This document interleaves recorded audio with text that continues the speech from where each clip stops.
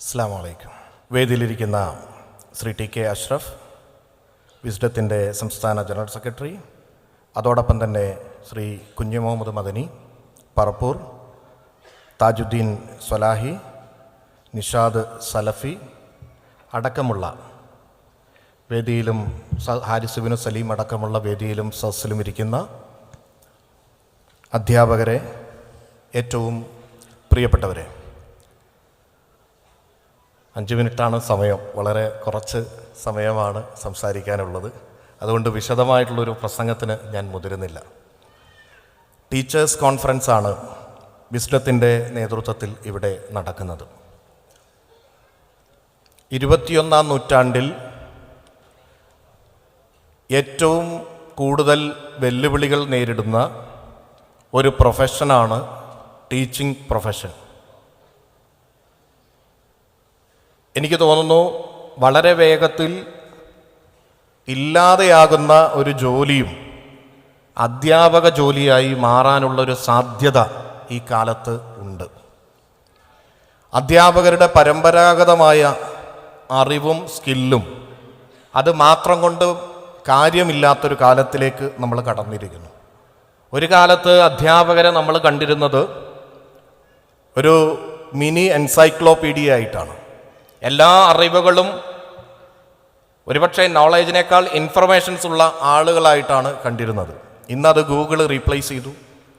Even knowledge എന്ന് പറയുന്നത് പോലും എല്ലാ നോളേജും ഉള്ള ആളല്ല അധ്യാപകർ എന്നുള്ളത് ഇന്ന് നമുക്കറിയാം.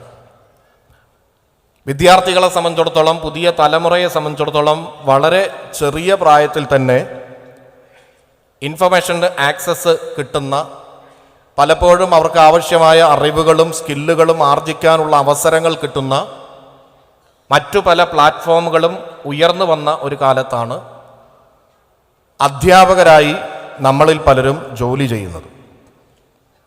എന്നാൽ അധ്യാപക ജോലി അവസാനിക്കുകയല്ല. കാലഘട്ടത്തിനനുസരിച്ച് ട്രാൻസ്ഫോം ചെയ്യേണ്ട, കാലഘട്ടത്തിനനുസരിച്ച് മാറ്റങ്ങൾ വരുത്തി പുതിയ കാലഘട്ടത്തിൻ്റെ വെല്ലുവിളികൾ നേരിട്ടുകൊണ്ട് ഏറ്റവും മികച്ച അധ്യാപകരായി മാറേണ്ടതുണ്ട്. കാരണം ഒരു തലമുറയെ വാർത്തെടുക്കുന്നവരാണ് അധ്യാപകർ. മറ്റുള്ള പ്രൊഫഷനുകളെ പോലെയല്ല. മറ്റെല്ലാ പ്രൊഫഷനും ഓരോ മൂല്യങ്ങളുണ്ട്, സാമൂഹ്യ ബോധവും ബോധ്യവും ഉണ്ടായിരിക്കണം. എന്നാൽ അധ്യാപകരെ സംബന്ധിച്ചിടത്തോളം അത് കുറച്ചധികം ഉണ്ടാകേണ്ട ഒരു കാലമാണ്. ഞാനിതിലേക്ക് നോക്കുമ്പോൾ വിഷയം പോകുന്നു, 2 മിനിറ്റായി. അപ്പോൾ അധ്യാപകരെ സംബന്ധിച്ചിടത്തോളം ആ ഒരു തരത്തിലുള്ള വെല്ലുവിളികൾ, അതിനെ ഏറ്റെടുത്ത് മുന്നോട്ട് പോകാൻ ഈ കാലയളവിൽ കഴിയേണ്ടതുണ്ട്. വിദ്യാർത്ഥികളെ സംബന്ധിച്ചിടത്തോളം പുതിയ തലമുറയെ വാർത്തെടുക്കുമ്പോൾ പുതിയ അറിവുകളും പുതിയ സ്കില്ലുകളും അവർക്കുണ്ടാക്കാൻ വേണ്ട സൗകര്യങ്ങളാണ് അധ്യാപകർ ഒരുക്കി കൊടുക്കേണ്ടത്. നമുക്കറിയാം, എഡ്യൂക്കേഷൻ എന്ന വാക്ക് ഒരു 10 വർഷത്തിനിപ്പുറം, 10 വർഷമായി അല്ലെങ്കിൽ 10-15 വർഷമായി നമ്മുടെ പോളിസിയിൽ നിന്ന് ഇല്ലാതെയായിക്കൊണ്ടിരിക്കുന്നുണ്ട്. എഡ്യൂക്കേഷൻ എന്ന വാക്കിന് പകരം ലൈഫ് ലോങ് ലേണിംഗ് എന്ന വാക്കാണ് ഉപയോഗിക്കുന്നത്. 2 തരത്തിലാണ്.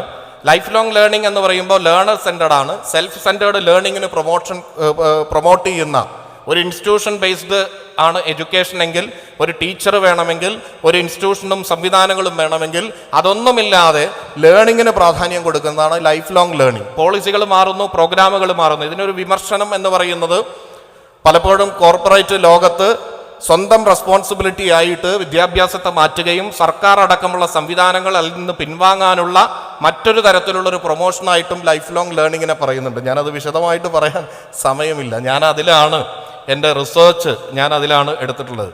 എടുത്തിട്ട് കംപ്ലീറ്റ് ചെയ്തിട്ടില്ലെങ്കിലും ഞാൻ അതിലായിരുന്നു പഠിച്ചിരുന്നത്. ലൈഫ് ലോങ് ലേണിംഗ് എന്ന് പറയുന്ന ടേമിലേക്ക് മാറുന്നു. അതിൻ്റെ പോസിറ്റീവും നെഗറ്റീവും ഉണ്ട്. എന്തായിരുന്നാലും ഈ പുതിയ കാലഘട്ടത്തിൽ നമ്മുടെ വിദ്യാലയങ്ങളിൽ കുട്ടികൾക്ക് അറിവ് സ്വയം സമ്പാദിക്കാനുള്ള കപ്പാസിറ്റി അവർക്ക് കൊടുക്കുകയും, നമ്മുടെ വിദ്യാലയങ്ങളിലെ കുട്ടികൾ പലപ്പോഴും ഏറ്റവും അപകടകരമായ ഒരു സാഹചര്യത്തിലൂടെ കടന്നു പോകുന്നുണ്ട്. അവർക്ക് അറിവ് നേടാൻ മാത്രമല്ല അധ്യാപകരെ വേണ്ടത്, അവർക്ക് നന്നായി ജീവിക്കാൻ, നല്ല പൗരന്മാരായി മാറാൻ അവർ നേരിടുന്ന നിരവധിയായിട്ടുള്ള വെല്ലുവിളികൾ, ഒരു കോമ്പറ്റിറ്റീവ് ആയിട്ടുള്ള ഒരു വേൾഡിലേക്ക് കടക്കുമ്പോൾ നിരവധിയായിട്ടുള്ള വെല്ലുവിളികളുണ്ട്. ആ വെല്ലുവിളികളെ തരണം ചെയ്യാനുള്ള ശക്തി അവർക്ക് കൊടുക്കാനുള്ള ശക്തമായ പിന്തുണയാണ് അധ്യാപകർക്ക് കൊടുക്കാൻ കഴിയുന്നത്. മാനസികമായ പിന്തുണ വേണം, മറ്റു പലതരത്തിലുള്ള പിന്തുണകളും കൊടുക്കാൻ കഴിയണം. അധ്യാപന വൃത്തി എന്ന് പറയുന്നത് കേവലം ഒരു ജോലിയായി അധ്യാപകരുടെ TA വർദ്ധിപ്പിക്കാനും അവരുടെ DA വർദ്ധിപ്പിക്കാനും അവരുടെ മറ്റു അവകാശങ്ങൾക്കും വേണ്ടി മാത്രം ഉള്ള ഒരു കാര്യമായി കാണാതെ സമൂഹത്തിനെ ടോട്ടലായിട്ട് ട്രാൻസ്ഫോം ചെയ്യാനുള്ള അടുത്ത തലമുറയെ മെച്ചപ്പെട്ട തലമുറയായി വാർത്തെടുക്കാനുള്ള ഏറ്റവും വലിയ ഉത്തരവാദിത്തമാണ് എന്ന് തിരിച്ചറിഞ്ഞുകൊണ്ട് അതിനുവേണ്ടി പ്രവർത്തിക്കാൻ കഴിയുന്നവരായി അധ്യാപകർ മാറേണ്ടതുണ്ട്.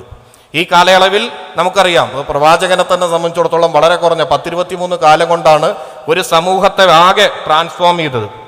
ഒരു സമൂഹത്തിന് സ്ത്രീകളെ കണ്ടാൽ കൊല്ലുന്ന ഒരു കാലഘട്ടത്തിൽ നിന്ന് മദ്യം മരിച്ചു കഴിഞ്ഞാൽ പോലും എൻ്റെ മരണപ്പെട്ടു കഴിഞ്ഞാൽ മുന്തിരിവള്ളി ഇല്ലേ, മുന്തിരി അവിടെ വെക്കണം കബറിന് മുകളിൽ, കാരണം എന്നിട്ടും കുടിക്കണമെന്ന് ആഗ്രഹിക്കുന്ന ഒരു സമൂഹം. അങ്ങനെ തുടങ്ങി എല്ലാ തരത്തിലും സാംസ്കാരികമായിട്ടും സാമൂഹികമായിട്ടും വളരെ പിന്നോക്കം നിന്ന ഒരു സമൂഹത്തെ വളരെ കുറഞ്ഞ കാലം കൊണ്ട് ട്രാൻസ്ഫോം ചെയ്യാൻ പ്രവാചകന് കഴിഞ്ഞിട്ടുണ്ടെങ്കിൽ ആ ടീച്ചിങ് കമ്പാഷനേറ്റ് ആയിട്ടുള്ള ടീച്ചിങ് ആണ്. സമൂഹത്തിൻ്റെ എല്ലാ കാര്യങ്ങളും അറിഞ്ഞുകൊണ്ടുള്ള ടീച്ചിങ് ആണ്. സമൂഹത്തിന് മാതൃകയായിട്ടുള്ള പ്രവർത്തനങ്ങൾ കാഴ്ചവെച്ച ടീച്ചിങ് ആണ്. വെറുതെ പഠിപ്പിക്കുക മാത്രമല്ല, ജീവിതം കൊണ്ട് കാണിച്ചു കൊടുത്ത് ആ മാറ്റമുണ്ടാക്കാൻ വിഷ്വലായിട്ട് തന്നെ അനുഭവിച്ചുകൊണ്ടുകൂടി, വിഷ്വൽ മാത്രമല്ല എക്സ്പീരിയൻസ് ചെയ്തുകൊണ്ടുകൂടി അറിയാൻ കഴിയുന്ന മാതൃകയാക്കി മാറ്റാൻ പ്രവാചകന് കഴിഞ്ഞിട്ടുണ്ട്. അതുകൊണ്ടാണ് വെറും 23 കൊല്ലം കൊണ്ട് വലിയ ട്രാൻസ്ഫോർമേഷൻ ആ സമൂഹത്തിലാകെ ഉണ്ടാക്കാൻ കഴിഞ്ഞത്. ഞാൻ അതിലേക്കൊന്നും കടക്കുന്നില്ല. സ്ത്രീകളുടെ ടീച്ചർ എന്നുള്ള നിലയ്ക്ക് സ്ത്രീകൾ, ആയിഷ ബീവിയുടെ കാര്യം നമുക്കറിയാം.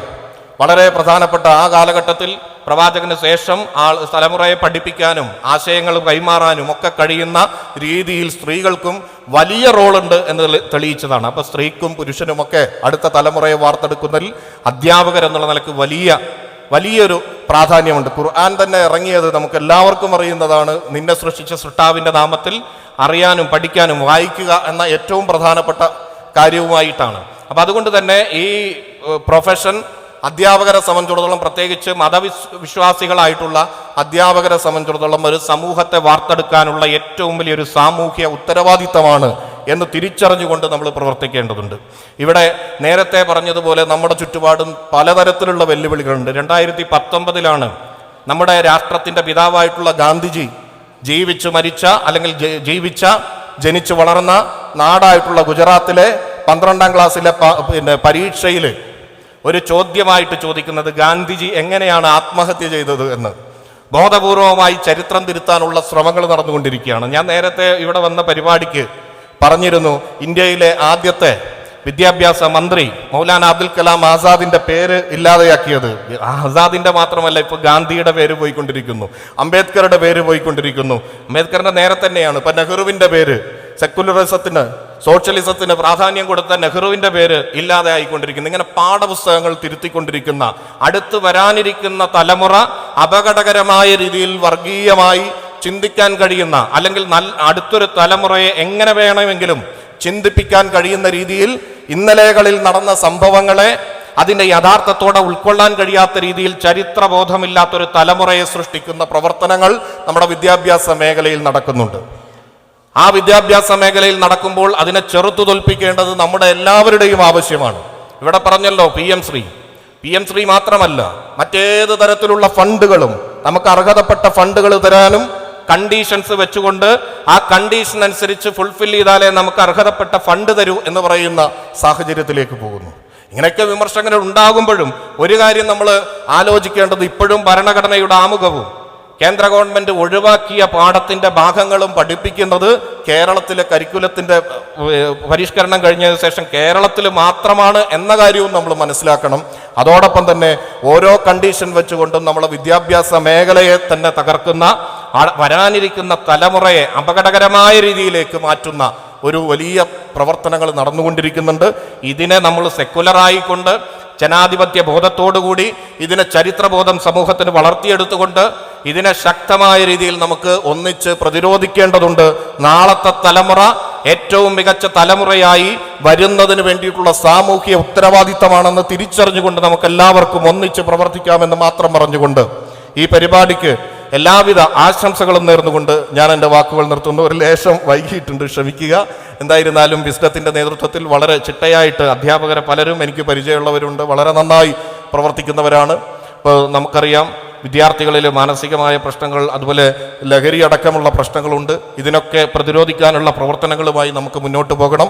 വിസ്ഡം സംഘടനാ തലത്തിൽ തന്നെ പീസ് റേഡിയോ അടക്കമുള്ള നിരവധിയായിട്ടുള്ള പ്രവർത്തനങ്ങളിലൂടെ വലിയ പ്രവർത്തനങ്ങൾ കാഴ്ചവെക്കുന്നുണ്ട്. നമുക്ക് ജനകീയമായി അത്തരം പ്രവർത്തനങ്ങളുമായി ഇനിയും മുന്നോട്ട് പോകാം. എല്ലാവിധ ആശംസകളും നേരുന്നു. നന്ദി. അസ്സലാമു അലൈക്കും.